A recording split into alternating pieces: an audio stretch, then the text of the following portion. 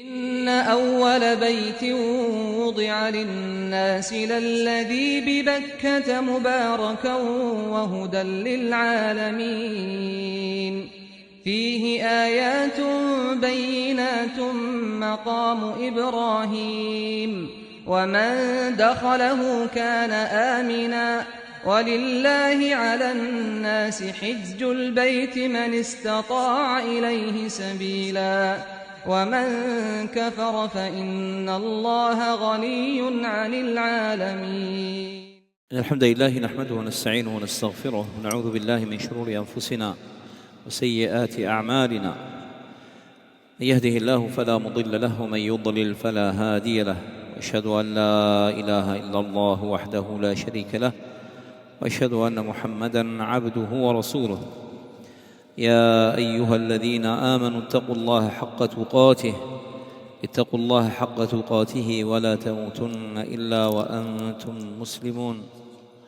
يا أيها الناس اتقوا ربكم الذي خلقكم من نفس واحدة وخلق منها زوجها وبث منهما رجالا كثيرا ونساء، واتقوا الله الذي تساءلون به والأرحام إن الله كان عليكم رقيبا. يا أيها الذين آمنوا اتقوا الله وقولوا قولا سديدا يصلح لكم أعمالكم ويغفر لكم ذنوبكم، ومن يطع الله ورسوله فقد فاز فوزا عظيما. أما بعد، فإن أصدق الحديث كتاب الله، وخير الهدي هدي محمد صلى الله عليه وسلم، وشر الأمور محدثاتها، وكل محدثة بدعة، وكل بدعة ضلالة، وكل ضلالة في النار. أما بعد،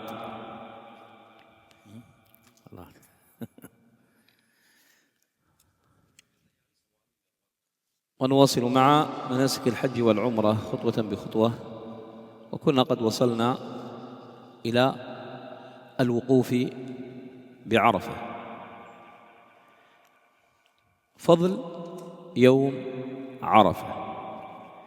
يوم عرفة هو اليوم التاسع من ذي الحجة، وهو أحد أيام الأشهر الحرم. قال الله عز وجل: إن عدة الشهور عند الله 12 شهرا في كتاب الله يوم خلق السماوات والأرض منها 4 حرم فلا تظلموا فيهن أنفسكم. والأشهر الحرم هي ذو القعدة وذو الحجة ومحرم ورجب، رجب مضر. يسمى رجب مضر لأن قبيلة مضر كانت تعظم هذا الشهر حتى نسب إليها. ويوم عرفة هو من أيام ذي الحجة. يوم عرفة هو أحد أيام أشهر الحج. قال الله عز وجل: الحج أشهر معلومات. وأشهر الحج هي شوال وذو القعدة وذو الحجة على قول، وعشر من ذي الحجة على القول الذي عليه الكثيرون. ويوم عرفة هو أحد الأيام المعلومات التي أثنى الله تعالى عليها في كتابه. قال الله عز وجل: ليشهدوا منافع لهم ويذكروا اسم الله في أيام معلومات. قال ابن عباس رضي الله عنهما: الأيام المعلومات هي 10 من ذي الحجة، ويوم عرفة هو أحد الأيام 10 التي أقسم الله تعالى بها منبها على عظم فضلها وعلو قدرها، والله لا يقسم إلا بعظيم. قال الله تعالى: والفجر وليال 10. وقال ابن عباس رضي الله عنهما: 10 هنا قال هي عشر ذي الحجة. قال الحافظ ابن كثير وهو الصحيح. ويوم عرفة هو أحد الأيام 10 المفضلة في أعمالها على غيرها من أيام السنة. قال النبي صلى الله عليه وسلم: ما من عمل أزكى عند الله عز وجل ولا أعظم أجرا من خير يعمله أي العبد في عشر الأضحى. قيل ولا الجهاد في سبيل الله عز وجل؟ قال ولا الجهاد في سبيل الله عز وجل إلا رجل خرج بنفسه وماله فلم يرجع من ذلك بشيء. رواه الدارمي وحسن إسناده الشيخ الألباني رحمه الله في كتابه إرواء الغليل. ويوم عرفة يوم عرفة أكمل الله عز وجل فيه الملة وأتم به النعمة. قال الفاروق عمر بن الخطاب رضي الله عنه أن رجلا من اليهود قال يا أمير المؤمنين آية في كتابكم تقرؤونها لو علينا معشر اليهود نزلت لاتخذنا ذلك اليوم عيدا. قال أي آية؟ قال اليوم أكملت لكم دينكم وأتممت عليكم نعمتي ورضيت لكم الإسلام دينا. فقال عمر رضي الله عنه قال قد عرفنا ذلك اليوم الذي نزلت فيه على النبي صلى الله عليه وسلم. في رواية قال والله إني لأعلم متى نزلت وأين نزلت. نزلت على النبي صلى الله عليه وسلم وهو قائم بعرفة يوم الجمعة. ومن فضائل يوم عرفة أن صيام هذا اليوم صيام يوم عرفة جاء الفضل في صيام هذا اليوم على أنه أحد أيام 9 ذي الحجة التي حث النبي صلى الله عليه وسلم على صيامها. فعن هنيدة بنت خالد رضي الله عنه عن امرأته عن بعض أزواج النبي صلى الله عليه وسلم قالت كان النبي صلى الله عليه وسلم يصوم 9 ذي الحجة ويوم عاشوراء و3 أيام من كل شهر أول 2 من الشهر والخميس. صححه الشيخ الألباني رحمه الله في كتابه صحيح أبي داود. كما جاء فضل خاص لصيام يوم عرفة دون هذه 9. فقد قال صلى الله عليه وسلم في حديث أبي قتادة الأنصاري رضي الله عنه وهو عند مسلم عندما سئل صلى الله عليه وسلم عن صيام يوم عرفة فقال صلى الله عليه وسلم يكفر السنة الماضية والسنة القابلة. وهذا لغير الحاج. أما الحاج فلا يسن له صيام يوم عرفة لأنه يوم عيد لأهل الموقف. ومن فضائل هذا اليوم أن يوم العيد لأهل الموقف أن عرفة هو يوم عيد لأهل الموقف. قال النبي صلى الله عليه وسلم يوم عرفة ويوم النحر وأيام منه عيدنا أهل الإسلام. رواه أبو داود وصححه الشيخ الألباني رحمه الله. ومن فضائله عظم الدعاء فيه يعني عظم الدعاء يوم عرفة. قال النبي صلى الله عليه وسلم خير الدعاء دعاء يوم عرفة وخير ما قلت أنا والنبيون من قبلي لا إله إلا الله وحده لا شريك له له الملك وله الحمد وهو على كل شيء قدير. صححه الشيخ الألباني رحمه الله في السلسلة الصحيحة. قال الحافظ ابن عبد البر المالكي رحمه الله وفي ذلك دليل على فضل يوم عرفة على غيره. ومن فضائله كثرة العتق من النار في يوم عرفة. قال النبي صلى الله عليه وسلم ما من يوم أكثر من أن يعتق الله فيه عبدا من النار من يوم عرفة. رواه مسلم. ومن فضائله مباهاة الله عز وجل بأهل عرفة أهل السماء. قال النبي صلى الله عليه وسلم وإن الله يباهي بأهل عرفات أهل السماء يقول انظروا إلى عبادي جاءوني شعثا غبرا. رواه الإمام أحمد وصحح إسناده الإمام الألباني. ومن فضائل هذا اليوم عظم التكبير فيه. فقد ذكر العلماء أن التكبير ينقسم إلى قسمين: تكبير مقيد الذي يكون عقب الصلوات المفروضة ويبدأ من فجر يوم عرفة. قال الحافظ ابن حجر العسقلاني رحمه الله هذا المقيد يبدأ من فجر يوم عرفة إلى صلاة العصر من 3 أيام التشريق. قال الحافظ ابن حجر العسقلاني رحمه الله ولم يثبت في شيء من ذلك عن النبي صلى الله عليه وسلم حديث، وأصح ما ورد عن الصحابة قول علي وابن مسعود رضي الله عنهم أنه من صبح يوم عرفة إلى آخر أيام منى. وأما التكبير المطلق فهو الذي يكون في عموم الأوقات ويبدأ من أول ذي الحجة، حيث كان عبد الله بن عمر وأبو هريرة رضي الله عنهم يخرجون إلى السوق يكبرون ويكبر الناس بتكبيرهما، والمقصود تذكير الناس ليكبروا فرادى لا جماعة. ومن فضائله أيضا أن فيه ركن الحج العظيم، قال النبي صلى الله عليه وسلم: الحج عرفة، متفق عليه. بسم الله الرحمن الرحيم، الحمد لله والصلاة والسلام على نبينا الكريم وعلى آله وأصحابه ومن اتبع هداهم بإحسان إلى يوم الدين. أما بعد، نواصل إن شاء الله تعالى الحديث في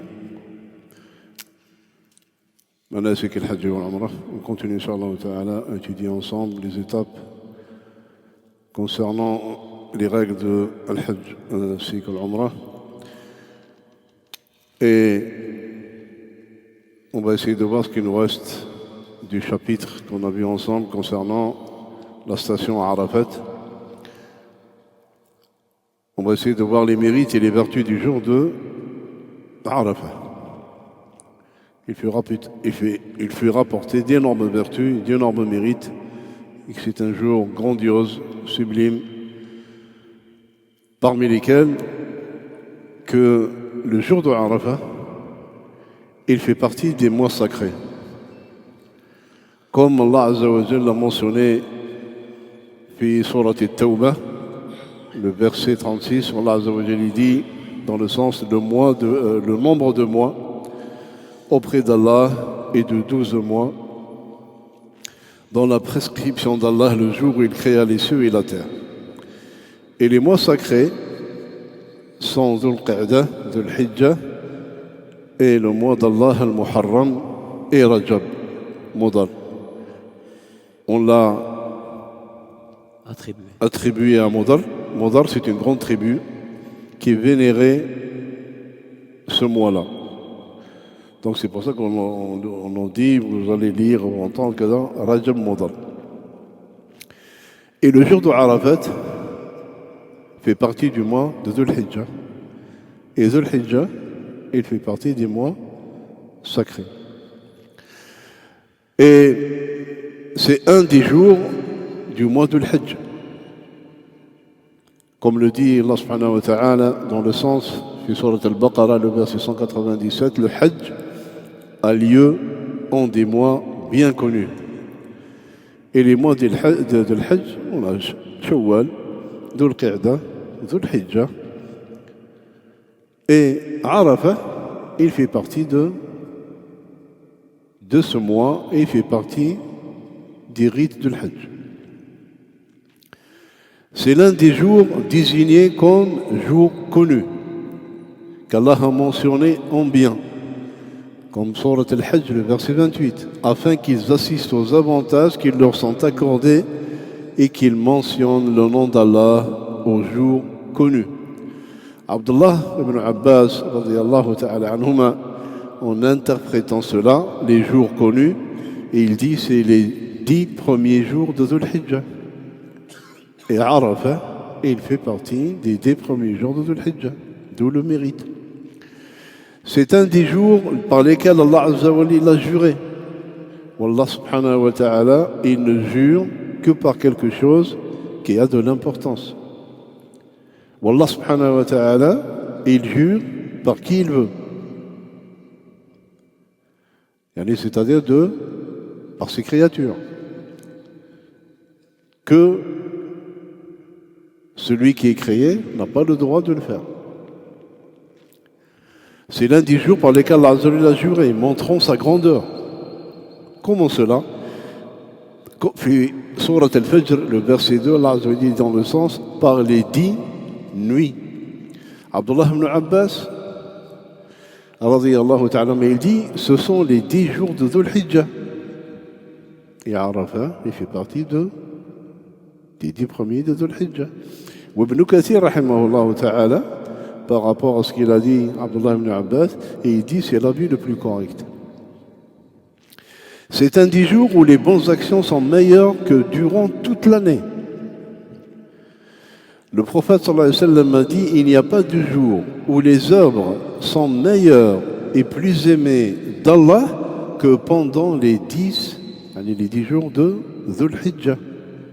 On lui dit, même pas le combat dans le sentier d'Allah, il dit même pas le combat dans le sentier d'Allah, sauf un homme qui part avec sa personne et ses biens et ne revient avec rien. Rapporté par Darimi et authentifié par Cheikh Al-Albani, rahimahullah.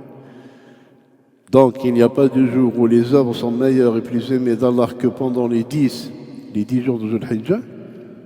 Arafat, il fait partie de ces jours-là. C'est le jour où Allah a parachevé la religion et complété sa grâce. Omar ibn al-Khattab, radiyallahu ta'ala anhu, rapporte qu'un juif lui a dit, il y a un verset que vous lisez.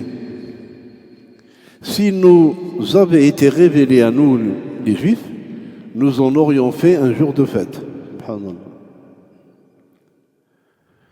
Il s'agit du verset, que Surat al-Ma'idah, le verset 3.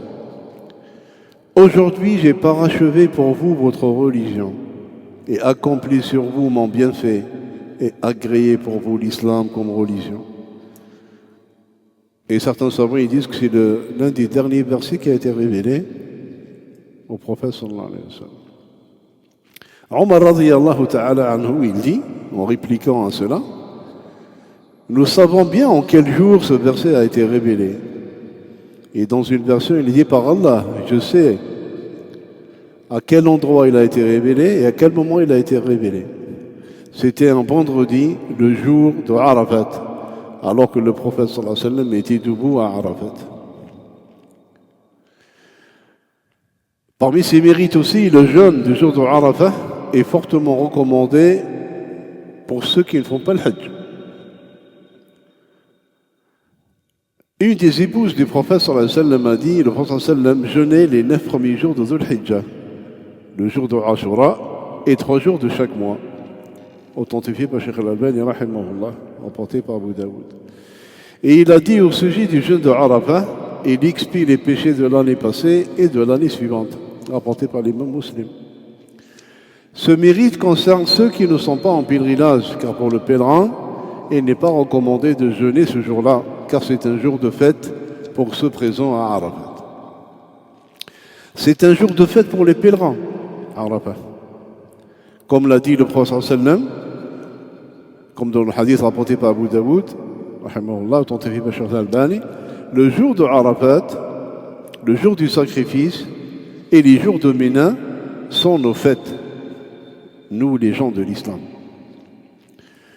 La grandeur de l'invocation le jour de Arafat, pour montrer son mérite également, le prophète sallam a dit, la meilleure des invocations est celle du jour de Arafat.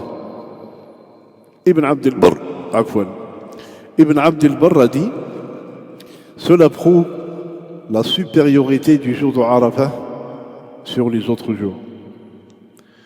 C'est le jour où Allah Azza wa Jal a franchi le plus de gens du feu de l'enfer. Le prophète sallallahu alayhi wa sallam, comme l'a rapporté l'imam Muslim, rahimahullah, Nabi sallallahu alayhi wa sallam, il dit, il n'y a pas de jour où Allah a franchi plus de gens du feu que le jour de Arafat. Parmi ses mérites également, c'est le jour où Allah vante les pèlerins présents à Arafat auprès des habitants du ciel, qui sont les anges. Le Nabi sallallahu alayhi wa sallam, il dit, Allah se vante auprès des habitants du ciel, des gens de Arafat, rapporté par l'imam Ahmad, authentifié par Cheikh Al-Albani, rahmatullah alayhi. Parmi ces mérites aussi, il y a le takbir ce jour-là. Prononcer Allahu Akbar et y recommander. Et les savants distinguent deux types de takbir. On a ce qu'on appelle le takbir restreint, muqayyad, qu'on fait après les prières obligatoires, commençant à l'aube du jour de Arafat jusqu'à la fin du jour de Ayyam al-Tashriq, l'Asr. Ainsi que le takbir général, mutlaq, à tout moment, à partir du premier jour de Dhul Hijjah. Ibn Omar, Abdullah ibn Omar et Abu Huraira, radiyallahu ta'ala anhuma, ils sortaient au marché en prononçant le takbir, à haute voix. et les gens les suivaient. Quand on dit les gens les suivaient, c'est-à-dire que c'est pas en harmonie, c'est pas en chœur.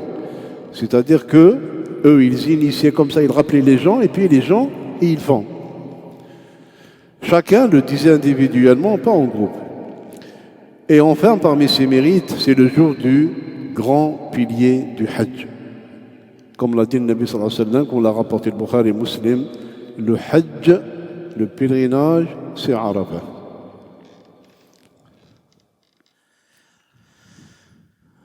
وهنا نؤكد على الحجاج في هذا اليوم أن لا يفوتوا هذه الفرصة يكون فيها الحاج في هذا الموقف مخبتا لربه سبحانه وتعالى متواضعا له خاضعا لجنابه منكسرا بين يديه يرجو رحمة ربه ومغفرته ويخاف عذابه ومقته يحاسب نفسه يجدد التوبة مع الله سبحانه وتعالى لأن هذا يوم عظيم ومجمع كبير يجود الله عز وجل فيه على عباده ويباهي بهم ملائكته ويكثر فيه من العتق من النار وما يرى الشيطان في يوم أدحر ولا أصغر ولا أحقر منه في يوم عرفة إلا ما رؤي في بدر وذلك لما يرى من جود الله سبحانه وتعالى على عباده وإحسانه إليهم وكثرة إعتاقهم ومغفرته سبحانه وتعالى وقلنا ما من يوم أكثر من أن يعتق الله عز وجل فيه عبدا من النار من يوم عرفة فاحرص أن تكون من هؤلاء العتقاء نسأل الله عز وجل أن نكون منهم وإنه ليدنو ثم يباهي بهم الملائكة فيقول ما أراد هؤلاء وفي الحديث الآخر ذكرنا حديث عبد الله بن عمر أن النبي صلى الله عليه وسلم قال للرجلين في مسجد منى قال لهم وأما وقوفك عشية عرفة فإن الله يهبط إلى سماء الدنيا فيباهي بكم الملائكة يقول عبادي جاءوني شعثا من كل فج عميق يرجون رحمتي فلو كانت ذنوبكم كعدد الرمل أو كقطر المطر أو كزبد البحر لغفرتها أفيضوا عبادي مغفورا لكم ولمن شفعتم له والله هذا أجر عظيم فينبغي للمسلمين والحجاج خاصة أن يروا الله من أنفسهم خيرا وأن يهينوا عدوهم الشيطان ويحزنوه بكثرة الذكر والدعاء وملازمة التوبة والاستغفار من جميع الذنوب والخطايا ولا يزالون يذكرون الله عز وجل ويستغفرون ويهللون ويكبرون ويلبون حتى تغرب شمس هذا اليوم واضح. Alors j'ai dit que cette occasion c'est une occasion à ne pas rater, surtout pour les pèlerins. Le jour de Arafah, la personne elle doit profiter au maximum de ce jour. Les hujjaj doivent montrer l'humilité vis-à-vis d'Allah subhanahu wa ta'ala, leur servitude, leur pauvreté devant leur Seigneur subhanahu wa ta'ala, en espérant sa miséricorde et son pardon. Et en ayant peur et craignant le châtiment d'Allah subhanahu wa ta'ala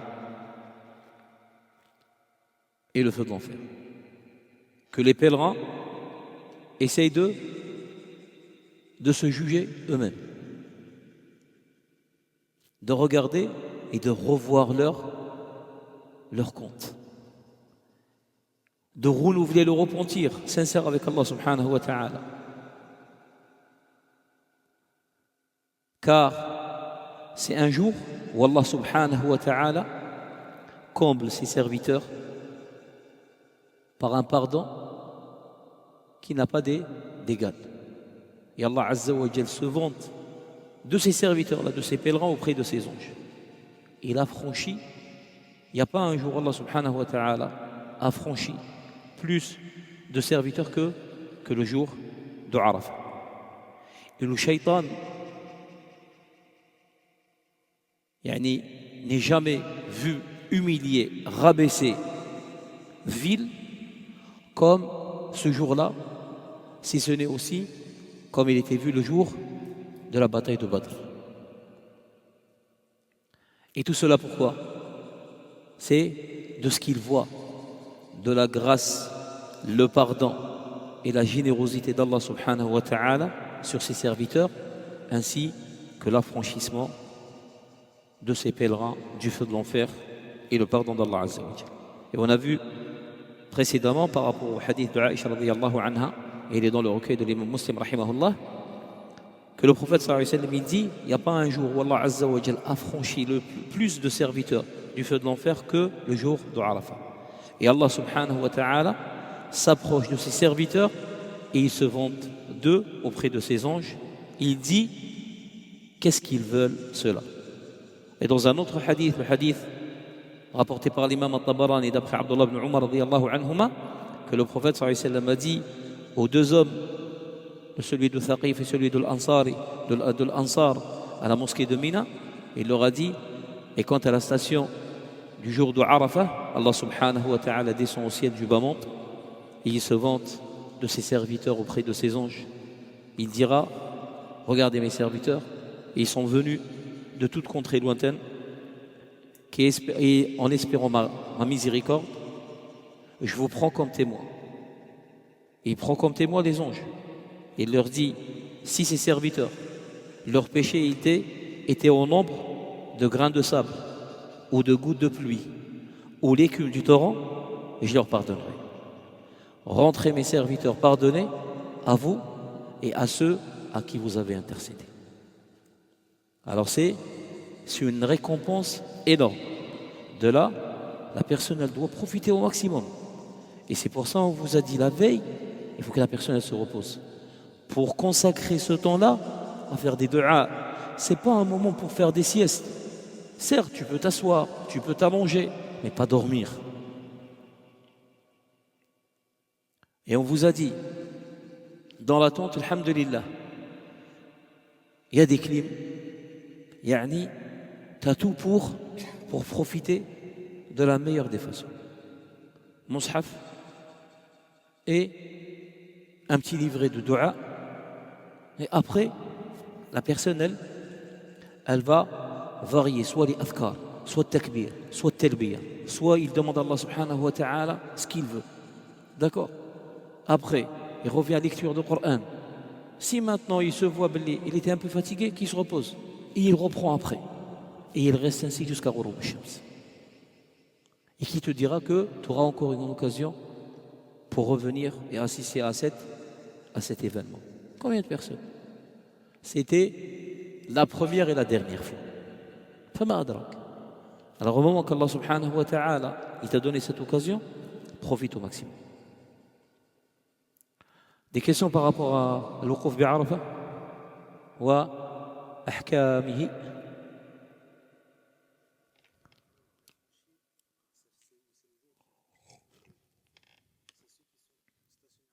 نعم على في هذا الموقف في الله هؤلاء الحجاج.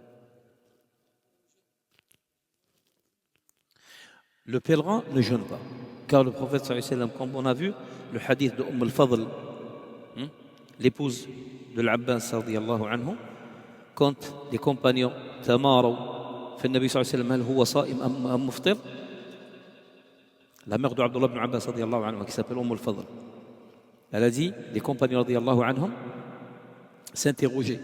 Certains ils disaient que le prophète sallallahu alayhi wa sallam est en état de jeûne, et d'autres ils disaient non, il n'a pas jeûné. Qu'est-ce qu'elle a fait? Elle a pris un récipient dans lequel, dans une version, elle lui a donné de l'eau et dans une version, elle lui a donné du lait. Et le prophète sallallahu alayhi wa sallam était sur sa monture. Et elle a envoyé quelqu'un pour lui donner. Et le prophète sallallahu alayhi wa sallam il l'a pris, il l'a bu. Et de là, celui qui qui est fi Arafah, qui a stationné fi Arafah, al-waqif bi Arafah, il n'a pas à jeûner. Al-afdal, qui ne jeûne pas.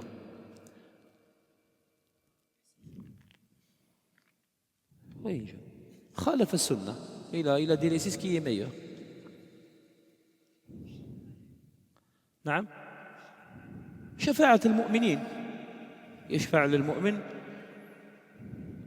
أن إذا دخل الجنة شفاعته أن يكون أن يعلي رتبته يعلي درجته ليكون معه إذا كان هو أعلى منه، أو شفاعته إذا كان من النار أن يخرجه من النار إن لم يكن من المخلدين فيها. Oui. Il fait une raka'a والله. النبي صلى الله عليه وسلم كل هذا فعله. ولكن الذي ورد، il y a une divergence. Certains ils disent qu'il ne fait pas le witr. نعم. Mais عموم النصوص العامة que le prophète صلى الله عليه وسلم n'a jamais délaissé le witr. D'accord.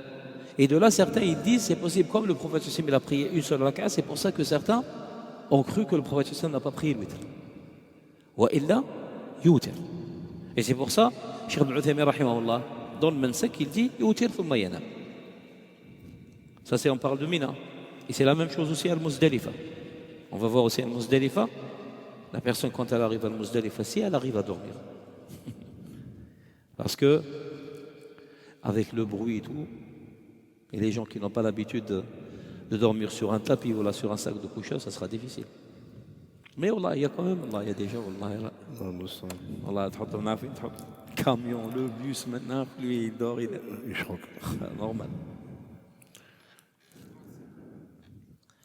Oui. Le dua ici, il a parlé de Arafah. D'accord. Mais هذا لا يمنع أن يشاركهم غير الحجاج. واضح. هذا قول لا إله إلا الله وحده لا شريك له له الملك وله الحمد وهو على كل شيء قدير. Si vous regardez les hadiths par rapport au mérite de cette parole,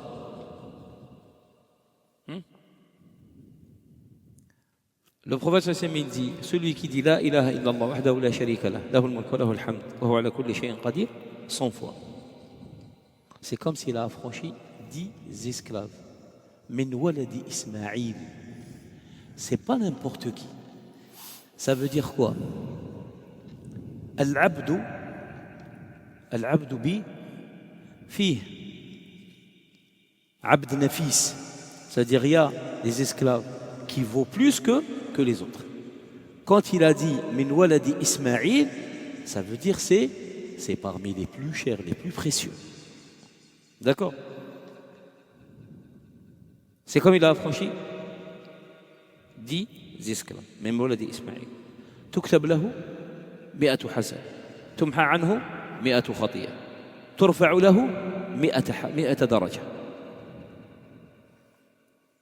On lui mentionne 100 hasana, on lui efface 100 sayyi'a et on l'élève de 100 degrés.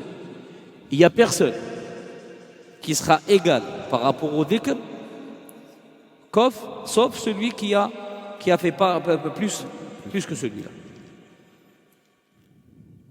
Et ça, c'est pas seulement في أيام ذي الحجة ولا في عرفة، هذا طول السنة.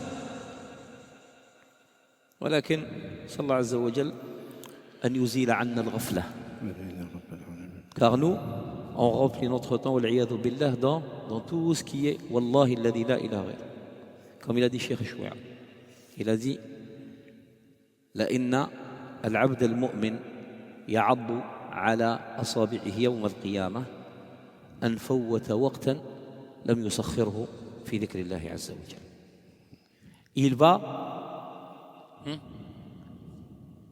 Il va se mordre les doigts par rapport à chaque instant dans le bas monde qu'il n'a pas, pendant lequel il n'a pas évoqué Allah subhanahu wa ta'ala. C'est pour ça que le prophète sallallahu alayhi wa sallam dit ما من مجلس لا يذكر فيه الله عز وجل إلا وكان حسرة على أهله يوم القيامة. Il n'y a pas une assise dans laquelle on n'évoque pas Allah subhanahu wa ta'ala sans que cela sera des regrets et des remords pour ceux qui ont assisté à cette assise le jour du jugement. La personne profite au maximum. Et surtout, il y a rien. Ce n'est pas le moment pour, pour se disputer avec des gens, ou polémiquer avec les gens. Wallah. On vous a dit, surtout, ceux qu'Allah subhanahu wa ta'ala a choisi pour partir, la première des choses, regarde le but pour lequel tu as voyagé. Ne laisse personne te détourner du but de ce voyage. C'est tout là. Il y aura des épreuves. Soit maintenant même par rapport à la chaleur, les frères. D'accord? Là déjà, ils sont entre 37 et 40 degrés. Là. Des fois, ça arrive jusqu'à 50 degrés. Mais maintenant, la personne, par rapport à tout ce qui entoure ces rites, يحتسب ذلك لله عز وجل. Il doit espérer la récompense d'Allah subhanahu wa ta'ala. Aïcha radiyallahu anha, quand elle est repartie jusqu'à At-Tan'im pour faire l'Umrah, le prophète qu'est-ce qu'il lui a dit? قال واعلمي أن أجرك على قدر نصابك ونفقتك. Eh bien, la récompense, elle est proportionnelle par rapport à quoi? Par rapport à l'effort et par rapport aux dépenses. D'accord? Juste une remarque. Quand on arrive à Mina, les pèlerins doivent faire attention de manger n'importe quoi et n'importe où. Wadah. Et surtout pendant les rites. Tu n'as pas le droit à l'erreur ici. Ne mange surtout pas à l'extérieur. Surtout tout ce qui est sauce et ce qui suit. À la limite, tu as faim, tu n'as rien trouvé, des légumes ou des fruits, et lave-les très très bien. Sinon, tu vas galérer après. Il y a de la marche, tu arrives à là. Si maintenant, tu tombes malade, wallah, billah, n'importe quelle chose là, ça va compliquer les rites à la personne. Et il ne dit pas, non, moi je suis un jeune, je suis en forme. Une anecdote. Un jeune, il est parti avec son épouse, sa maman et sa grand-mère. Et là, il m'a dit, est-ce que je peux prendre avec moi 2 fauteuils roulants pour ma mère et pour ma grand-mère? Je dis bien sûr, maintenant tu peux les. Il m'a dit, moi, je pose ma grand-mère et mon épouse, elle pose ma mère. Je dis, là. On arrive là-bas. C'est qui tombe malade? C'est lui et sa femme. Lui, il a eu un féroncle. Vous savez, c'est pas si vous savez c'est quoi un féroncle. Non, c'est une infection et elle provoque de la fièvre, un affaiblissement de la personne. Elle était comme un légume, il ne pouvait même pas marcher. Et subhanallah, la maman, c'est elle qui poussait son fils. Et j'ai vu la grand-mère pousser sa femme.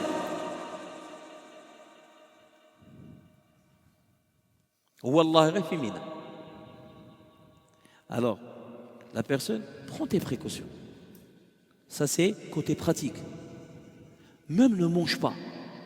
Bois de l'eau, surtout l'eau. Mais par contre, manger là-bas à l'extérieur, l'estomac est très très fragile. Ceux qui ont l'estomac en cuir, ça. Hein? Mais si t'es fragile par rapport à l'extérieur, par rapport à le mec là-bas, frère, ne t'aventure pas. Wadah. Ne t'aventure pas. C'est clair? خلاص؟ نعم. روح حسن روح.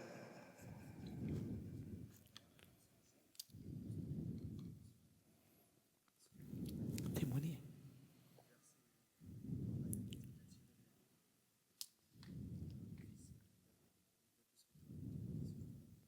Allahu A'lam. Maintenant, par exemple, ça, c'est athar israélien. C'est des récits israéliens qui disent que voilà pourquoi on appelle Arafat. Il dit c'est là où Adam alayhi salam il a rencontré Hawa et Mina. Mina هذا تقريب عليه شبه إجماع لما يمنى فيها من الدماء. Mina, c'est par rapport au sacrifice. سميت Mina لما يمنى أي لما يذبح فيها من الدماء parce que c'était le lieu où on sacrifiait avant. Maintenant, par rapport au sacrifice, avant il y avait des marchés de moutons et de bêtes à Mina. Et comme ils ont vu que chacun il sacrifie son offrande, il la laisse là-bas, il part. Là maintenant ils ont interdit ça. Et là ils le font dans les abattoirs de l'Mouaïs qui sont à la fin de Mina. Alors ceux par exemple qui délèguent une personne, essentiel. Toi, tu as délégué quelqu'un pour le sacrifice, là pour l'udhiyya, ça c'est sa responsabilité à lui. D'accord? Mais tout ce qui a été rapporté ici, le verset oui, mais où tout ce qui a été rapporté, c'est parmi les Israéliens. Oui. Comment? Arafat? Laylan ou Nahara, ça c'est celui qui est arrivé en retard. Parce que le hadith, c'est le hadith de Urwa ibn al-Mudarris, radiyallahu anhu. Lui, il était de Yémen. À savoir, quand il a essayé de faire tout pour rattraper le Hajj. Et quand il est arrivé à Arafat, il est arrivé la nuit. Il est arrivé presque à l'heure de l'Fajr, avant que le prophète sallallahu alayhi wa sallam sortait pour accomplir la prière de l'Fajr. Et il est parti voir le prophète sallallahu alayhi wa sallam, il lui a dit: ô messager d'Allah, voilà, je me suis fatigué, j'ai épuisé ma force et mon chameau, il n'y a pas une montagne que je n'ai pas traversée. Et il a dit: et je viens d'arriver. Est-ce que mon hajj est valable ou pas? Et c'est là où le prophète sallallahu alayhi wa sallam il a dit celui qui est passé par Arafat 2 jours comme 2 nuits et il a assisté à la prière avec nous ici, à savoir où? Fil Muzdalifa. D'accord? Faqad tamma hajjuh. Ça veut dire que son hajj est complet. Mais le sunnah c'est quoi? C'est que le wuqouf bi Arafat, il commence par où? Il commence par بعد الظهر jusqu'à al-ghurub. هذه هي السنة. Maintenant, exception, des fois, des malades, à cause de la circulation, voilà, il y a un problème, et ils arrivent tardivement à Arafat.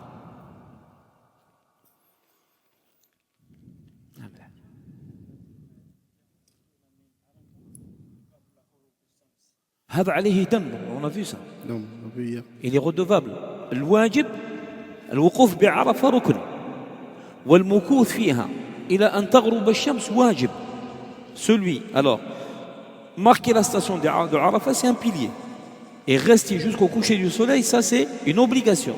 Celui qui quitte Arafat avant le coucher du soleil, celui-là, il est redevable à une compensation, à un sacrifice.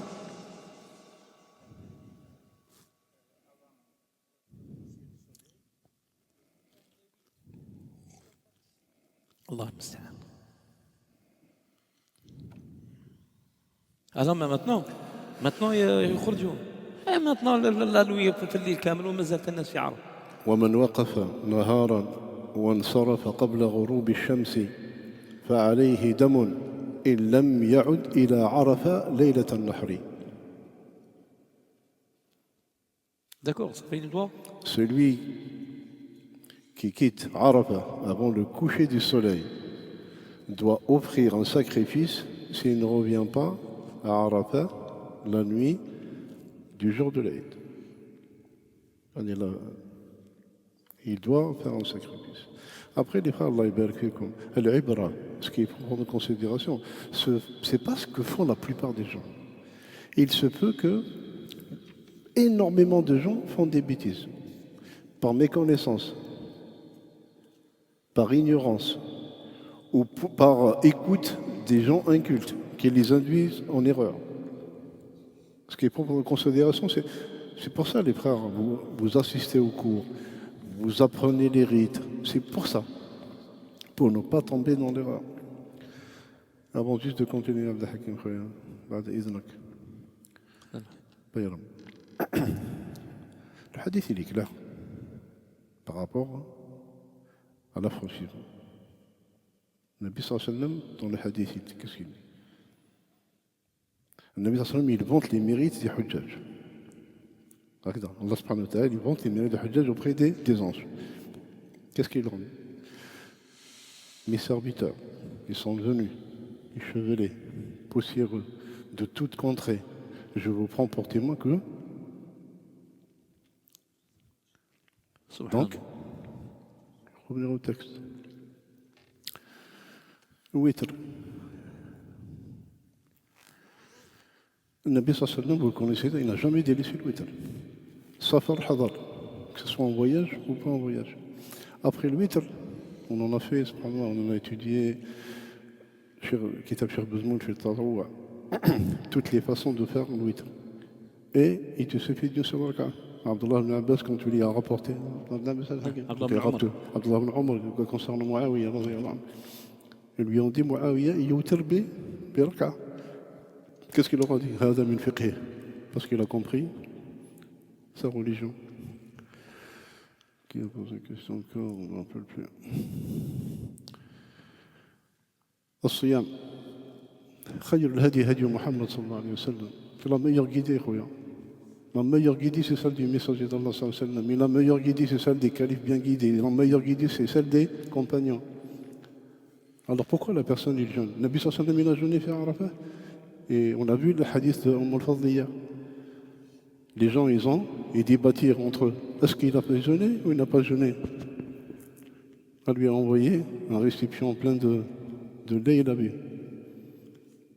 Donc, الشفاعة ولدي إيه في عرفة الشفاعة لو كان تحضر الدروس أخوتي et puis vous mémorisez tout ce qu'on dit. الشفاعة on est resté combien de temps?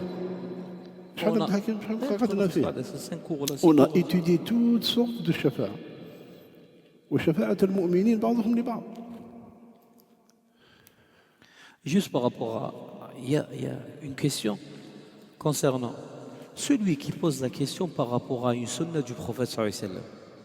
Une fois maintenant qu'il a appris la sunna du prophète sallallahu alayhi wa sallam, et c'est pas tu demandes par rapport à la sunna pour que tu la délaisses. D'accord? الأمر إذا علمت من سنة النبي صلى الله عليه وسلم شيء حتى تلزمه. Si une fois, subhanallah, tu as appris que cela fait partie de la sunna, tu ne vas pas dire, d'accord, ici je fais le contraire. Ou là, si je ne le fais pas. الصحابة ما كانوا هكذا. Et on a dit déjà, tout ce qu'il faisait le prophète sallallahu alayhi wa sallam, il le faisait. Maintenant, quand il demandait au prophète sallallahu alayhi wa sallam, s'il m'arrive de ne pas faire cette chose-là, c'était juste pour savoir est-ce qu'il est obligé de la rattraper ou pas. Nous, ce n'est pas notre intention. Donc quand il te dit, c'est quoi, c'est une obligation ou là une sunna? Tu lui dis, c'est une sunna. Eh bien, ça reste une sunna. Et moi, je la délaisse. Alors que le Nabi sallallahu alayhi wa sallam, il dit, وَمَنْ رَغِبَ عَنْ سُنَّتِي فَلَيْسَ مِنِّي. Et celui qui s'en détourne de ma sunna, il ne fera pas partie de moi. D'accord? فالذي أحمد ربك سبحانه وتعالى أن تعلمت سنة النبي صلى الله عليه وسلم. Déjà, la personne, elle doit remercier Allah subhanahu wa ta'ala qu'Allah Azza wa Jalla lui a consacré le moyen pour apprendre la sunna du prophète sallallahu alayhi wa sallam. Et une fois que tu l'as apprise, c'est là où tu vas la laisser. لا يعقل هذا. خلاص. On finit avec ça, sinon on ne va pas finir. Les trois personnes qui sont venues demander aux épouses du prophète sallallahu alayhi wa sallam comment était l'adoration du prophète. Hein? Et puis, ils ont minimisé l'adoration du noble messager. Je ne dors pas là, je prie toute la nuit. L'autre, il dit, je vais jeûner tout le temps. Et l'autre, il dit, je ne me marie plus jamais. Le Nabi sallallahu alayhi wa sallam, il s'est mis en colère. Il a désapprouvé ce qu'ils ont dit. Et puis, il s'est adressé aux gens.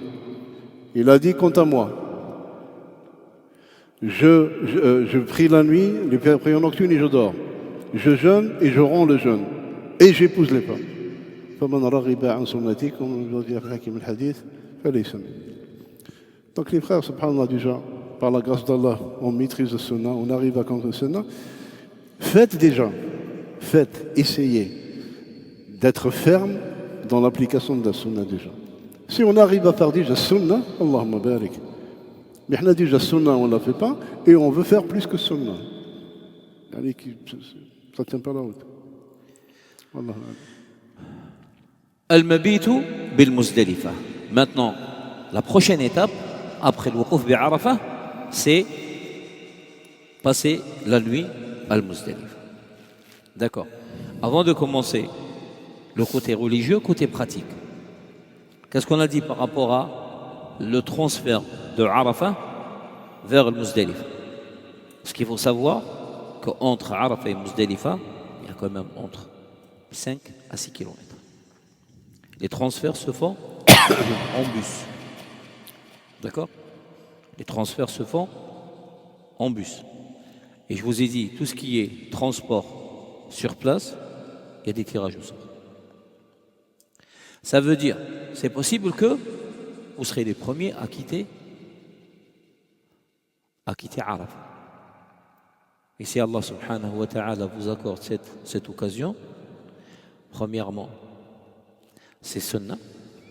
Deuxièmement, vous arrivez à Al-Muzdalifa, alhamdulillah, vous trouvez l'espace où vous pouvez rester tous en groupe, car le cas contraire, eh ben, tu vas trouver, tu commences à chercher, mais 2 personnes là-bas, dans 5 à 500 mètres, mais 2 personnes ici.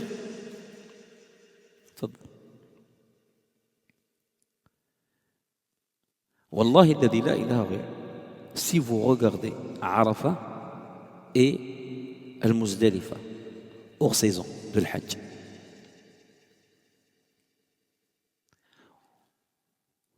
vous allez forcément poser cette question. Comment cet espace arrive à contenir tous ces Hujjaj? Allez, je vous donne une information. Le mètre carré à Arafah, par rapport au Hujjaj, il est destiné pour combien de personnes? Hein? Il est entre 3000 et 5000 personnes. Le mètre carré.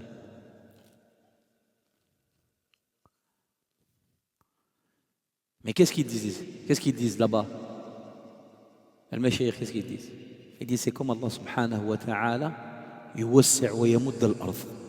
C'est comme Allah azza wa jalla, il étale, il élargit cet espace. Vous avez compris le sens de mètre carré au Tarmid? Parce que là, l'aql ta'ak, il a bugué là, il a fait un... C'est erreur. Tu peux faire les calculs que tu veux. Parce que je vois dans... Un mètre carré, ça, un mètre carré, pas un mètre carré. Parce que j'ai vu les frères, là, ils disent... Par rapport au nombre et la surface. J'ai vu les frères, ils se disent, ah, le Hakim, il s'est trompé. Hein, j'ai vu les regards. 1 mètre carré, 3500. Ah, Abdel Hakim, bah, oh, calme-toi. C'est-à-dire que le périmètre, le périmètre de Arafah, il est de temps. Et on a le nombre de Hujjaj. 2,5 millions de Hujjaj. Si tu divises sur le périmètre... Tu fais ton calcul, tu tombes sur ça. Alors tu vas dire, mais ça... Mais comment? Eux-mêmes, ils disent, on ne sait pas comment, ils sont tous à Arafah. Et pareil par rapport à Muzdalifa. Tu dis, mais comment, subhanallah, tout le monde passe la nuit à main? Par rapport au transfert. Pour vous dire que voilà, là, Allah subhanahu wa ta'ala montre sa puissance et sa force. Les transferts, juste de Muzdalifa, de Mina à Arafah, de Arafah à Muzdalifa, de Muzdalifa après à Mina. Ils ont contacté, les meilleures sociétés par rapport à la gérance des flux humains. Et ils ont dit, voilà, on a un nombre de pèlerins pour leur faciliter la tâche. Voilà les endroits. Dans combien de temps vous pouvez nous assurer des transferts? En utilisant, si vous voulez, des bus, des trains, des tramways, c'est tout ce que vous voulez. Combien? Chauffe, le créneau le plus court qui a été donné, 2 jours et demi, pour assurer le transfert. Ils ont dit quoi? 2 jours et demi, on a fini le Hajj. Même, ils ont Et les gens de Mina, tout le monde, ils commencent à partir des fois Mina. Ils commencent des fois la nuit et des fois à l'heure de l'Fajr. Et juste avant le Dhuhr, tous les Hujjaj qui sont à Mina, ils sont à Arafah. Tout le monde a quitté Mina. Comment? Ils ont même un urbaniste anglais qui a soi-disant trouvé le moyen de fluidifier les transferts à New York, à Londres. Et il leur a dit, ils lui ont donné ces données-là. Il leur a dit, la meilleure solution, c'est d'étaler le Hajj. Oh oui, c'est... Et voilà, c'est impossible. C'est impossible. C'est limité par le temps. Là, on parle de l'Mabit ou le Muzdalifa. Tu ne peux pas passer la nuit autre que la veille du 10. À Muzdalifa, c'est la nuit du 9 au 10. Si maintenant, eux, pour assurer le transfert en 2 jours et demi, et c'est pour vous dire que هناك قدرة ربانية سبحانه وتعالى, c'est lui qui يسير الأمور. C'est Allah Azza wa Jal qui... Naam. Oui, alhamdulillah. Et c'est pour vous dire aussi, alhamdulillah. Regardez les frères. Question de les infrastructures et tout. Celui, والله الذي ينتقص بلاد الحرمين في هذا والله ظالم. Celui qui dit que voilà, ils n'ont pas mis les moyens et les conditions, wallah, il est injuste. Wallah, il sera injuste. Parce tu vas là-bas et tu verras qu'est-ce qu'ils ont mis comme disposition et comme moyen pour faciliter le Hajj pour les pèlerins. قلنا المبيت بمزدلفة. المبيت بالمزدلفة حكمه c'est quoi حكمه؟ واجب من واجبات الحج.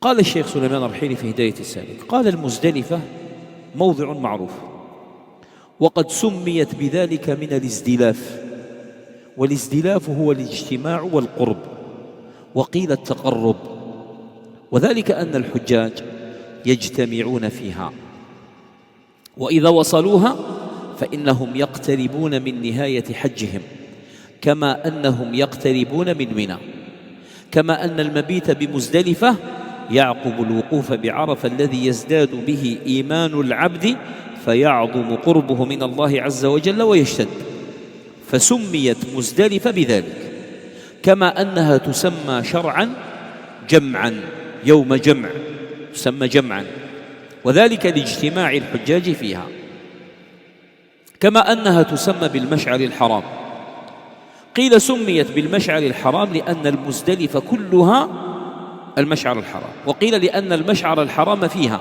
والمشعر الحرام هو جبل صغير خلف المسجد المبني الآن قيل في داخل المسجد والمقصود بالمبيت بالمزدلفة هو البقاء فيها ولو راكبا أو مارا فلو أن الإنسان دخل مزدلفة بالحافلة وبقي في الحافلة وهي تسير سيرا بطيئا حتى خرجت من مزدلفة بعد نصف الليل فإن المبيت قد حصل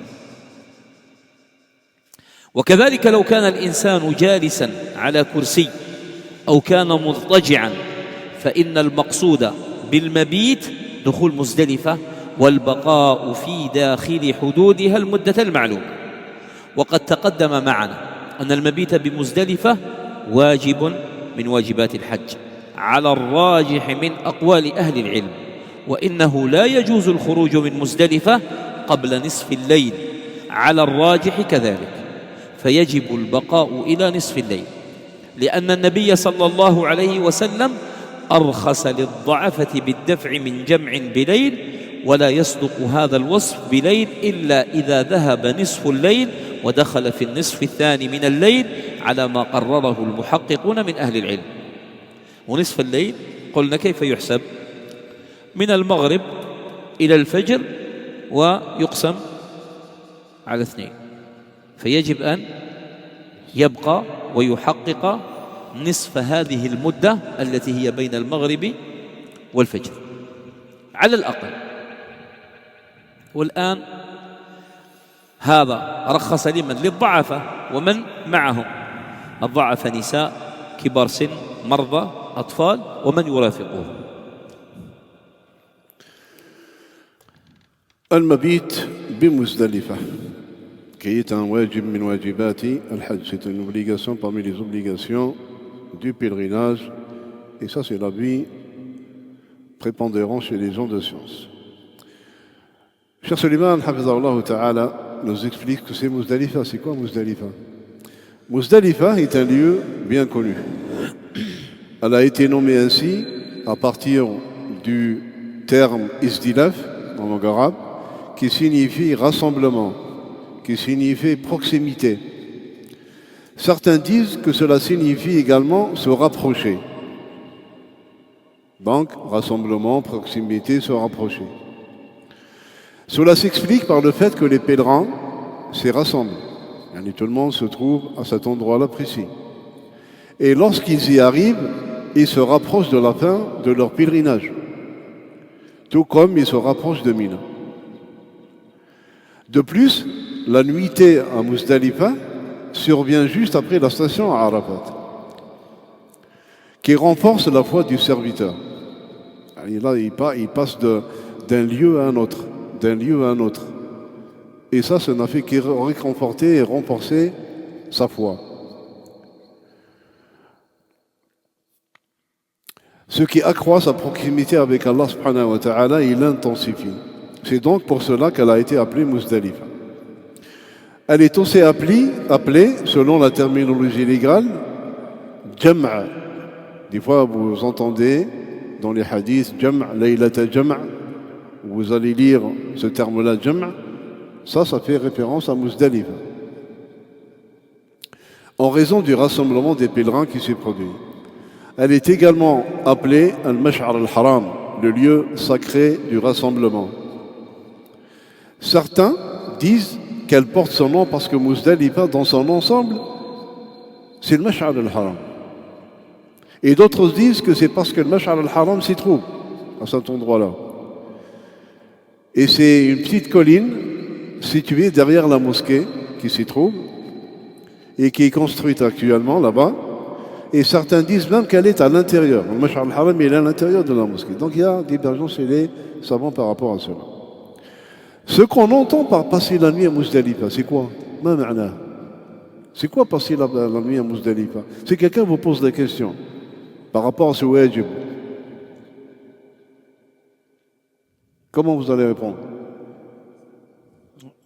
Là-bas, l'étoile, c'est sur quoi? Il n'y a pas d'hôtel 5 étoiles là-bas. Hein? Voilà, alhamdulillah, maintenant, avant, il y avait. Maintenant, alhamdulillah, ils mettent des tapis quand même.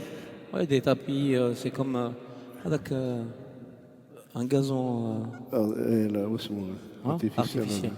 Le truc là vert. Les frères, celui qui n'a pas connu les péripéties du pèlerinage, comment il était, au fur et à mesure, les changements, etc. C'est pour ça que je rejoins Abdelhakim. Wallah, celui qui dit que voilà, les autorités, kada. Wallah, il faut reconnaître aux gens leur mérite. Les frères, on a connu, subhanallah, quand on a commencé le hajj il y a quelques années, hein, Mohamed. C'est rien, makanoualou les frères. Rien. C'est du luxe vers le luxe. C'est du luxe.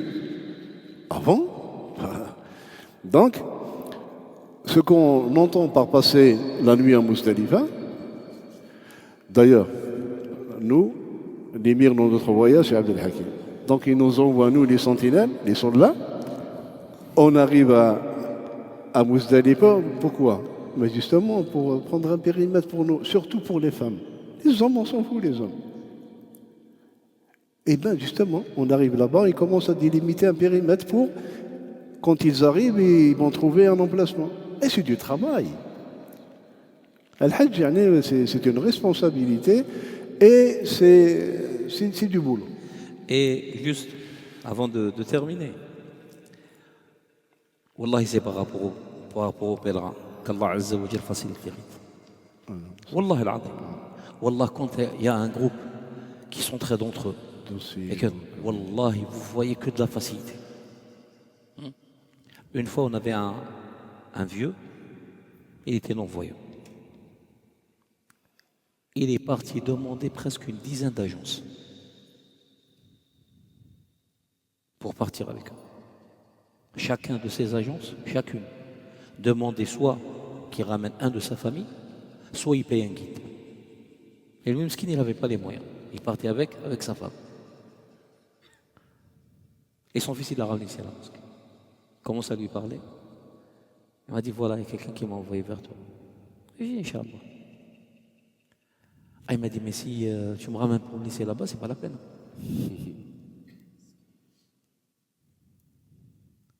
Je dis, c'est qui parmi tes fils qui prend soin de toi? Et il m'a dit, lui. Son fils qui l'a accompagné à la mosquée, il s'appelle Abdel Malik. Et je lui ai dit, écoute, là, tu as Abdel Malik, là-bas, tu trouves Abdel Hakim. Il m'a dit, sûr. Je lui ai dit, bi'idnillah. On l'a pris avec nous. J'ai parlé avec les frères. Je dis, voilà, le frère, il est avec nous. On essaye de l'aider, Inch'Allah. Et les pèlerins, ils se battent, et c'est qui va le prendre? Ce que j'allais dire. Wallahi alladhi la ilaha ghayruh. Pour la première fois, tirage au sort, les premiers à sortir de Arafat. Tirage au sort, les premiers à sortir de Muzdalifa. Et moi, je dis, Wallah, c'est possible, c'est Allah subhanahu wa ta'ala. Voilà, il nous a facilité par rapport à lui. On lui a facilité, Allah Azza wa Jal nous a facilité. C'est pour ça, si on est parmi les derniers, moi j'aurais dit directement, regardez vos cœurs les frères.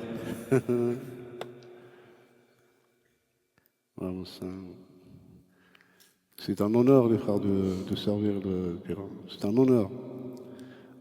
Al-Hujjaj, c'est les invités de qui? Diouf al-Rahman. Enta, si tu me reçois chez toi, tu vas m'honorer ou pas? Hein? Hein? Il hésite. Ben imagine, tu honores l'invité d'Allah. Subhanallah. Et ça, Wallah, c'est une vérité, les frères. Wallah, ils se battent, les frères. Qui va faire ça? Qui va faire pour le Hujjaj? Donc, ce qu'on entend par passer la nuit à Muzdalifa, c'est de rester, même en étant à dos de monture ou en simple passage. Ça, c'est important à comprendre. Ainsi, Cheikh il dit, si quelqu'un entre à Muzdalifa, dans ce périmètre-là, et il est dans son bus, et qu'il reste dans ce bus, impossibilité de descendre. Et que le bus, il roule lentement, doucement. Allez, en passant ce périmètre-là. Jusqu'à quitter Muzdalifa après minuit. Après cette notion de minuit, on va l'expliquer, Inch'Allah. Alors la nuitée est considérée comme accomplie. Même s'il est dans son bus. Et le bus, il roule lentement. Jusqu'à atteindre cette limite temporelle, le temps, eh bien, sa nuitée, elle est comptabilisée. Maintenant, cette notion de minuit, Nasf al-Layl, il y a beaucoup de frères qui se trompent. Pour eux, minuit, à l'âge, parce que, calcul, ils sont tellement, comment on appelle ça, c'est pas stéréotypé, mais ils sont cartésiens. Pour eux, minuit, c'est minuit, 0, 0, 0. Fait Shar' là, on va faire un petit calcul. L'Azan, 3h30, le Fajr. Donc, le Wajr, 3h30. On est l'Isha, il est 23h50. Al-Maghrib plutôt, je dis l'Isha. 21h30. Ah, il a fait le calcul des frères, il a épargné moi le calcul. Ça fait combien? Entre 21h30 et 3h30, il y a 8 heures. Il y a 8 heures. Tout à fait, où les maths, Ah ouais, mais dis-le commerce macro. Ils ont changé le calcul, voilà. Ah, il y a شحال شحال كاين من 9:30 حتى ل 3:30 6 سوايع divisez par 2. 9:30 زيد 3 heures. Ça fait minuit 30, fini 1 heure. صح. Minuit 30, c'est ça, minuit. مفهوم? C'est ça, minuit. Et faites le calcul pour ثلث الليل pareil. Hein? Vous prenez cette durée, vous divisez par 3, et vous allez trouver le ثلث الليل. Donc il en est de même si la personne reste assise sur une chaise et allongée. Ce qui compte, c'est d'entrer à Muzdalifa et d'y demeurer à l'intérieur de ses limites pendant le temps prescrit. Le Cheikh il dit, nous avons déjà vu que passer la nuit à Muzdalifa est une obligation. Wajib min wajibati al-hajj. Selon l'avis le plus juste parmi les avis des savants. Et qu'il n'est pas permis d'en sortir avant minuit. Également, c'est l'avis le plus correct et juste parmi les avis des gens de science. Il est donc obligatoire d'y rester jusqu'à minuit.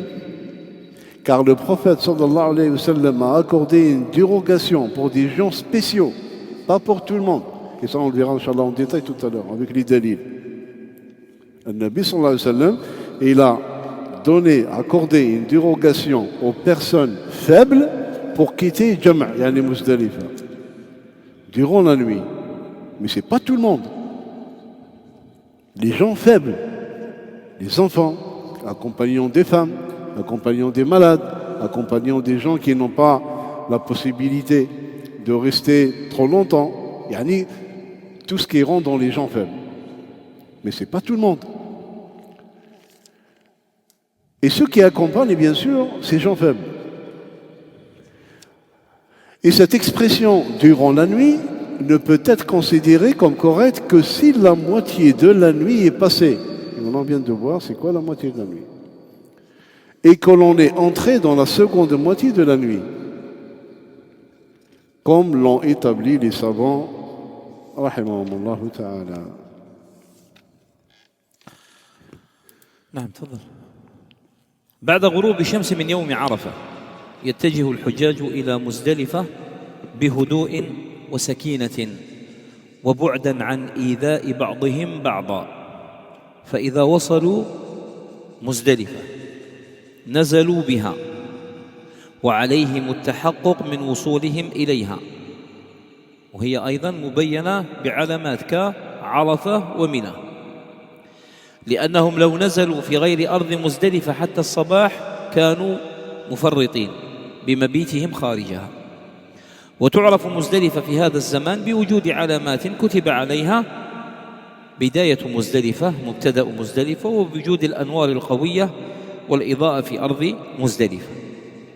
وحتى سبحان الله الآن حتى يربحوا يعني بعض المكان جعلوا أدوار، جعلوا بنايات، فالناس يستطيعون أن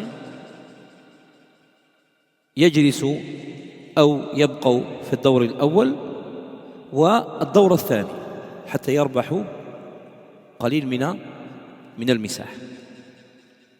قال الشيخ سليمان الرحيلي حفظه الله في هداية السالك، قال: عندما خرج النبي صلى الله عليه وسلم من عرفة بعد أن غابت الشمس سمع صلى الله عليه وسلم وراءه زجرا شديدا وصوتا وضربا للإبل من أجل أن تسرع،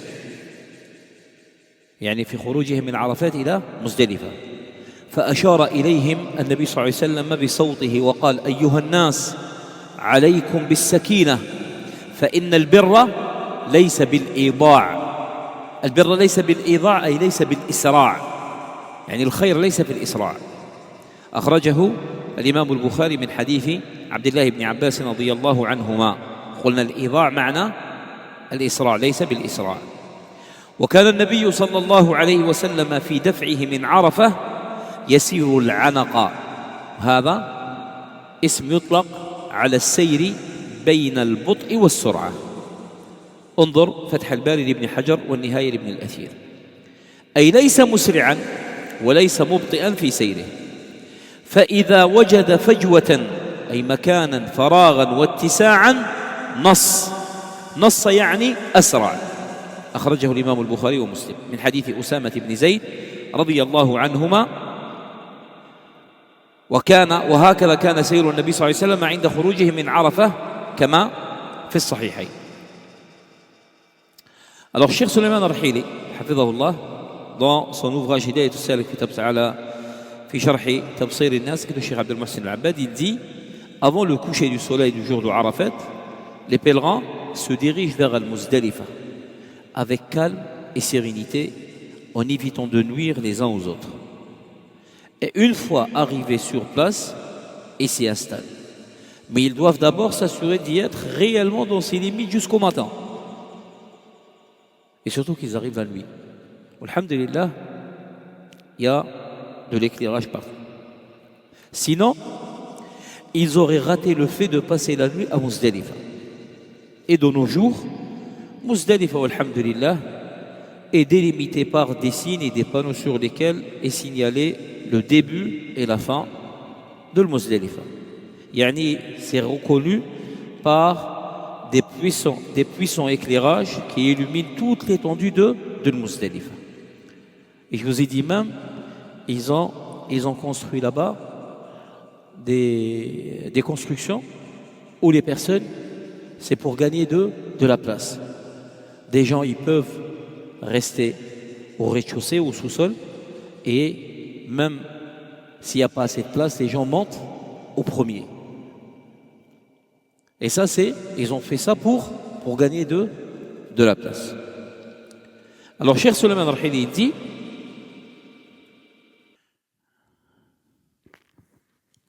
Cheikh Suleiman, Hafidallah Ta'ala, a dit dans Hidayat al-Salik, page 164, il dit lorsque le prophète sallallahu alayhi wa sallam quitte Arafah après le coucher du soleil, il entendait derrière lui des cris intenses, des bruits forts et des coups portés aux chameaux pour les faire avancer plus rapidement. Le prophète sallallahu alayhi wa sallam leur fit alors signe avec son fouet et dit ô gens, restez calmes, car la piété ne réside pas dans la précipitation. Rapporté par l'imam al-Bukhari d'après le hadith d'Abdullah ibn Abbas radiyallahu anhuma. C'est-à-dire, la parole du prophète sallam voulait dire il n'y a aucun mérite à se hâter de cette manière. Et le Nabi alayhi salatu wa salam, lorsqu'il quitta Arafah, il marchait à une allure modérée. Al-Anaq, dans la langue arabe, c'est-à-dire c'est une allure, c'est une marche, une allure entre la lenteur et la rapidité. C'est entre les deux. Pas trop vite, pas trop long. Comme l'a rapporté Al-Hafidh ibn Hajar, rahimahullah, fi Fath al-Bari, et Ibn al-Athir dans son ouvrage Al-Nihaya. Donc il ne marchait ni trop vite, ni trop lentement.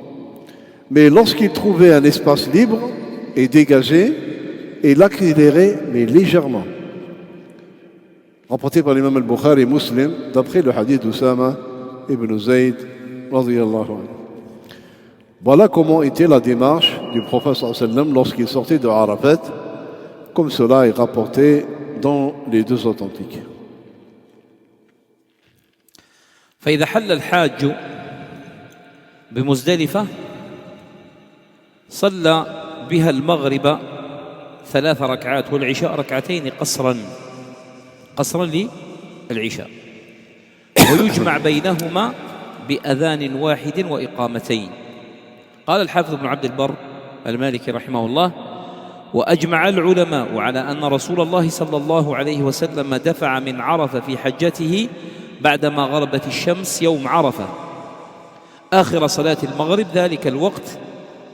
قال أخر صلاة المغرب ذلك الوقت فلم يصليها حتى أتى مزدلفة فصلى بها المغرب والعشاء جمع بينهما بعدما غاب الشفق. وأجمعوا على أن سنة الحاج كلهم في ذلك الموضع والسنة التعجيل بالصلاتين يعني يعجل بالصلاتين وأن يصلي قبل حط الرحال يعني قبل ما أن يستقر ويأخذ مكانه أول ما يبدأ به الحاج إذا وصل إلى المزدلفة هو صلاة المغرب والعشاء.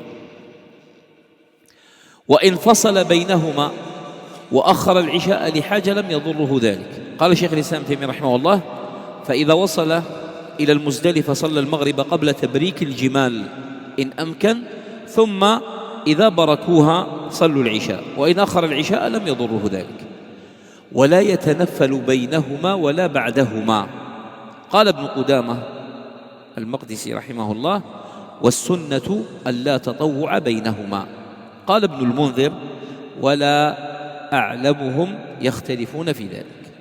قال الشيخ سليمان الرحيلي في هداية السالك رحمه الله حفظه الله: قال: الحاج إذا خرج من عرفة يؤخر صلاة المغرب والعشاء إلى أن يصل المزدلفة. ولما قيل النبي صلى الله عليه وسلم وهو يسير الصلاة، النبي صلى الله عليه وسلم وهو في خروجه لما دفع من عرفة إلى المزدلفة وهو يسير قال له الصحابة: الصلاة الصلاة الصلاة يا رسول الله. فقال صلى الله عليه وسلم: قال: الصلاة أمامك، يعني الصلاة عند المزدلفة. رواه أخرجه الإمام البخاري ومسلم من حديث أسامة بن زيد رضي الله عنهما، يعني في مزدلفة. وأول ما وصل النبي صلى الله عليه وسلم مزدلفة قبل أن يضع الناس رحالهم بدأ بالصلاة، فصلى المغرب ثم صلى العشاء قصرا، ولم يصلي بينهما ولا بعد العشاء كما ثبت ذلك عنه في الصحيحين. أخرجه الإمام البخاري ومسلم من حديث أسامة بن زيد. وقد ذكر بعض الفقهاء أن هذا تحية مزدلفة، قالوا: المشاعر لها تحية، وتحية مزدلفة البدء بالصلاة، وتحية عرفة البدء بصلاة الظهر والعصر، وتحية المزدلفة البدء بصلاة المغرب والعشاء. ولذلك بادر بها النبي صلى الله عليه وسلم، إلا إذا خشي الإنسان وهو في طريقه أن يخرج وقت العشاء تأخر وخاف أن يأتي نصف الليل وهو لم يصلي، فإنه يصلي في الطريق ولو في الحافلة، بل حتى وإن كان في عرفة مرات يتأخر، وهذا حدث لنا مرة. فإذا تأخر فإنه يصلي في الطريق ولو في الحافلة حتى لا يخرج الصلاة عن وقتها، لأن الصلاة في المزدلفة سنة، ولكن الصلاة في الوقت واجب. فإذا وصل المزدلفة في وقت المغرب صلى المغرب والعشاء، وكذلك إذا وصل في وقت العشاء فإنه يصلي المغرب والعشاء، يجمع بينهما ويقصر العشاء، ولا يصلي سنة لا قبل المغرب ولا بين المغرب والعشاء ولا بعد العشاء. هذه سنة النبي صلى الله عليه وسلم. واضح؟ نعم. فهمت؟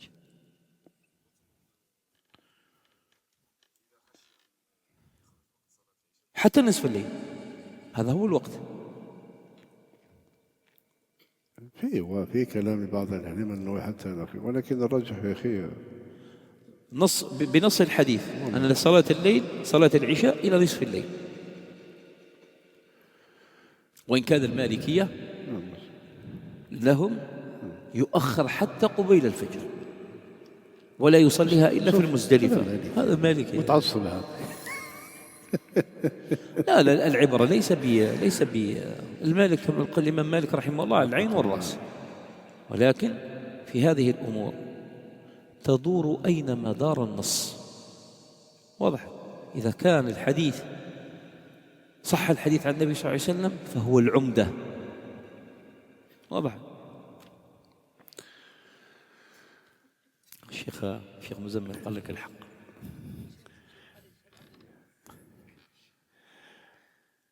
Une fois que le pèlerin arrive, il s'installe à Muzdalifa.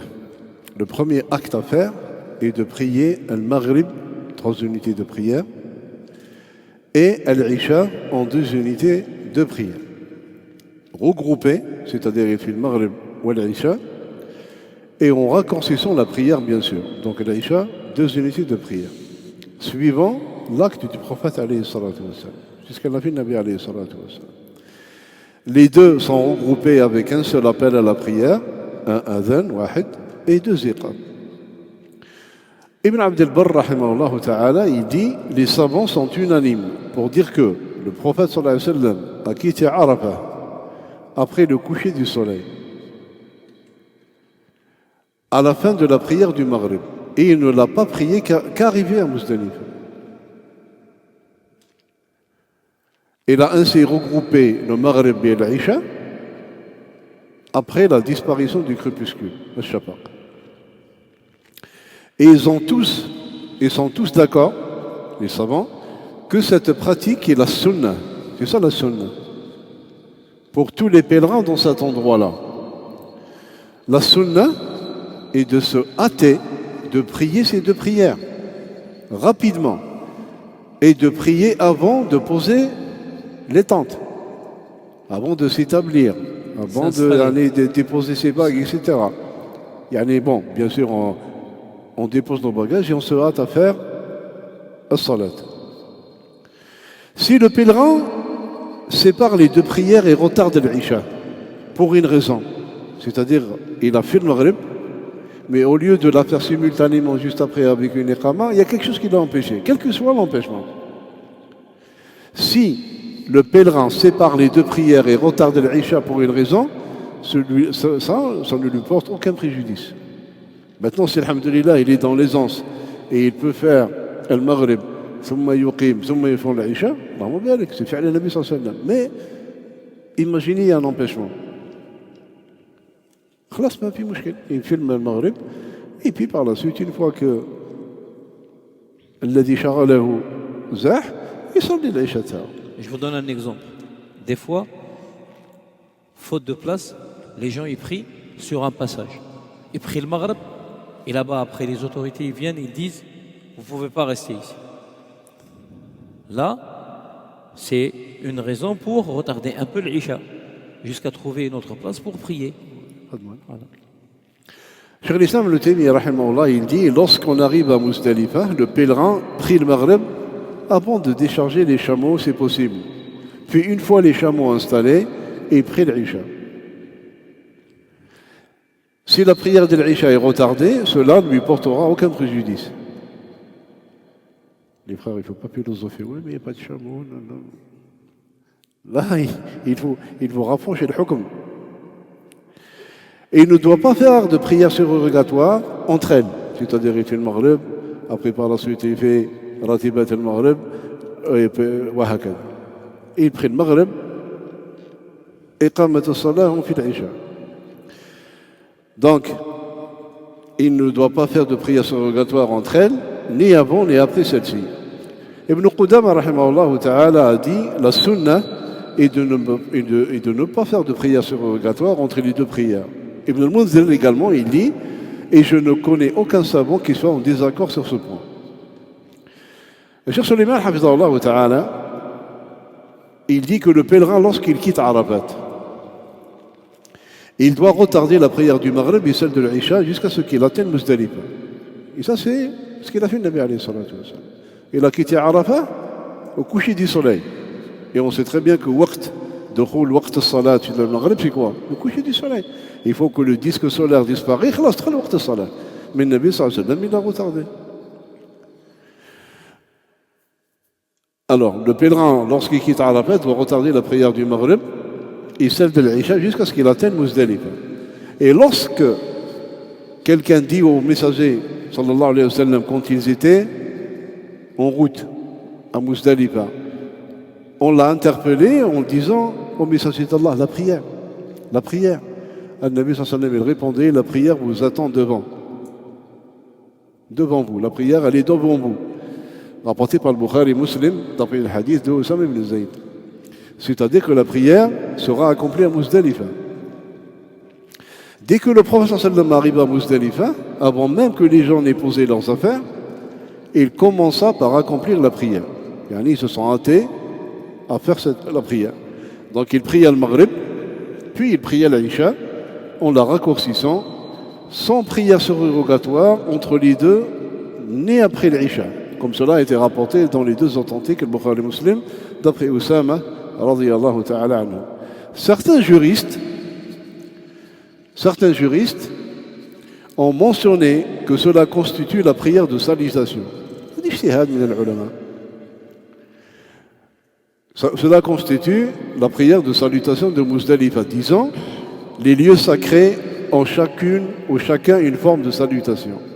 La salutation de Arafat consiste à commencer par la prière de Dhuhr et de l'Asr, rassemblée, Et la salutation de Muzdalifa consiste à commencer par la prière du Maghrib et l'Isha. C'est pourquoi le Nabi alayhi salatu wassalam se hâta d'accomplir ses prières dès son arrivée. Exception, si quelqu'un craint, alors qu'il est encore en route, que le temps de la prière de l'Isha s'écoule et qu'il n'atteindra pas Muzdalifa avant la moitié de la nuit. Alors qu'est-ce qu'il fait celui-là? Et il doit prier en chemin. Maintenant, dans le cas où ils sont sûrs, le groupe Hada, ils sont sûrs qu'ils seront retardés. Ils n'arriveront jamais à temps à Muzdalifa pour accomplir as-salat. Hada, qu'est-ce qu'ils font? Ils prient en chemin, même dans leur bus, afin de ne pas faire sortir la prière de son temps prescrit. Prier à Muzdalifa, c'est une sunna. Prier dans le temps prescrit, c'est une obligation.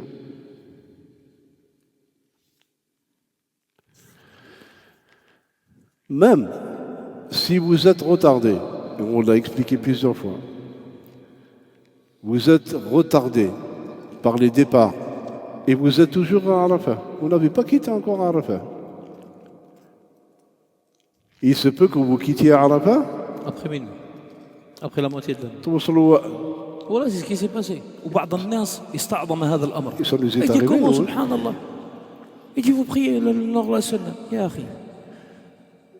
Prier dans les temps, c'est obligatoire. Et ça Presque, nous- je pense qu'on était, je pense qu'on était à Arafat, on était la seule tente qui a prié le Maghrib ou l'Isha là-bas. On était à Arafat. On est sorti après la moitié de la nuit. Et certains ils disent ah, mais sunna c'est de la faire à Muzdalifa. Elle leur a dit t'as bien dit, t'as dit sunna. Mais là, le temps de l'Isha il risque de sortir.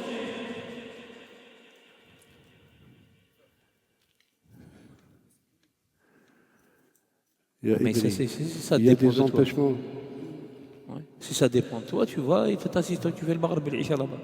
Mais si maintenant tu es bloqué là-bas par rapport au transfert et dans le tirage au peux pas sort, tu es sortir, le dernier à partir. Tu vas faire quoi? Et tu n'as pas le droit de sortir.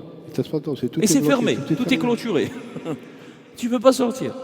Tu ne veux pas enjamber le...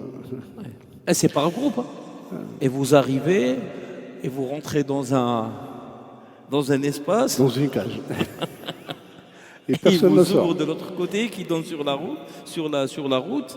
Et quand les bus ils arrivent, ils les font passer groupe par groupe.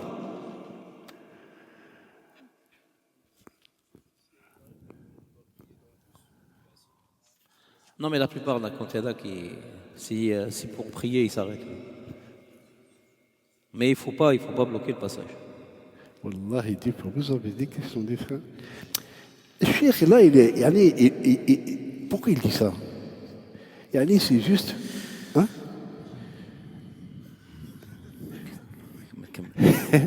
Le cheikh, pourquoi il cite ça? Justement pour attirer l'attention sur l'obligation de prier dans le temps. Hagda. Maintenant, alhamdoulilah, là, il dit dans le pire des cas. Hein? Pour te rapprocher et te rapprocher le sens de l'obligation de prier dans le temps. Après, bon, c'est au conditionnel tout ça, hein? C'est pas le moyen. Donc, si le pèlerin arrive à Muzdalifa pendant le temps du Maghrib, qu'est-ce qu'il fait? Il prie le Maghrib, puis l'Isha rassemblé, et ça de l'Isha raccourci, bien sûr. De même, s'il arrive pendant le temps de la prière de l'Isha. Maintenant, si tu arrives au premier temps de le Maghrib, tu fais le Maghrib après l'Isha. Maintenant, si tu arrives le temps de l'Isha, ben, tu pries les deux ensemble. Tu fais le Maghrib et tu fais l'Isha par la suite. Et il ne prie pas de prière. ممكن كاين يخرجوا شوف يلعقوا ثم Non, c'est-à-dire le Maghrib مازال ما خرج. C'est-à-dire le temps de le Maghrib, il n'est pas... Voilà, il est toujours dans le temps de Maghrib. C'est vrai qu'il est qsir. les premiers ils arrivent parce que les premiers ils arrivent l'heure de le Maghrib il est encore. Et il ne prie pas de prière surrogatoire, ni avant le Maghrib, ni entre le Maghrib et l'Isha, ni après l'Isha. Telle est la sunna du noble messager, alayhi salatu wassalam. Juste avant, une précision concernant même après l'Isha. À part le witr, là il parle de quoi? il parle des prières surrogatoires. قال الشيخ ابن عثيمين رحمه الله ويبيت بها وجوبا. Ça veut dire que le pèlerin, il est obligatoire pour lui de passer la nuit à Muzdalifa. Conformément au hadith Jabir radiyallahu anhu, dans le recueil de l'imam Muslim rahimahullah, قال ثم اضطجع رسول الله صلى الله عليه وسلم حتى الفجر. Et le prophète صلى الله عليه وسلم après, il a passé la nuit, il a dormi à Muzdalifa jusqu'au Fajr. فالسنة أن ينام بعد أن يصلي. La sunna c'est qu'il doit dormir et se reposer une fois qu'il a terminé la prière. ولا يشتغل بخطبة ولا بشيء آخر. Il ne doit pas s'occuper d'autre chose à part il prie là-bas, il dort. قال الشيخ ابن عثيمين الشيخ بن باز رحمه الله قال ويوتر تلك الليلة. Et il fait le witr cette nuit. لأنه لم يرد نهي عنه ولا ترك. Car il n'a pas été rapporté une interdiction voilà, que le prophète sallallahu alayhi wa sallam a délaissée. فالأصل بقاء الحكم. يعني le statut général c'est que le jugement dans les textes qui ont un sens général reste. فالنبي صلى الله عليه وسلم لم يكن يترك الوتر لا حضرا ولا سفرا. Car le prophète sallallahu alayhi wa sallam n'a jamais délaissé le witr ni en étant résident ni en étant voyageur. D'accord. Ça veut dire là à Mina يوم الثامن il doit prier le witr après l'Isha et aussi في مزدلفة il doit prier aussi le witr. والله تعالى أعلى وأعلم. سبحانك اللهم وبحمدك أشهد أن لا إله إلا أنت أستغفرك وأتوب إليك.